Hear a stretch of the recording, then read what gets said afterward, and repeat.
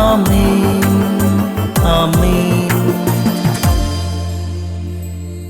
യേശുവിൻ്റെ ഏറ്റവും പ്രിയമുള്ള കുഞ്ഞെ, കൊളോസ്സോസ് ലേഖനം 3-ാം അധ്യായം 2-ാം വാക്യം, ഭൂമിയിലുള്ളവയിലല്ല പ്രത്യുത ഉന്നതങ്ങളിലുള്ളവയിൽ ശ്രദ്ധിക്കുവിൻ. കണ്ണിൻ്റെ മുമ്പിൽ, നോട്ടത്തിൻ്റെ മുമ്പിൽ നമുക്ക് കണ്ണുനീരും കരയാനുള്ള കാരണങ്ങളുമാണ്. നമുക്ക് ആശ്വസിക്കാനൊന്നും നമ്മുടെ കണ്ണും വെട്ടത്ത് കാണണമെന്നില്ല.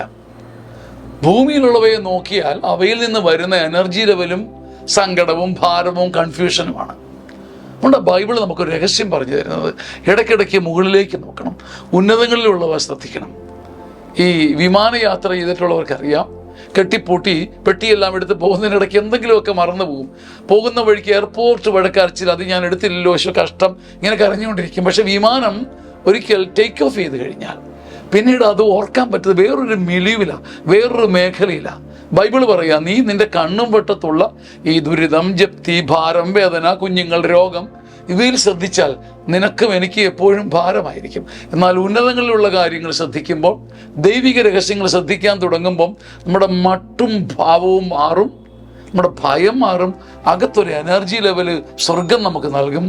അത് നമ്മളെ ജയിപ്പിക്കും. ആമേൻ, ആമേൻ, ആമേൻ.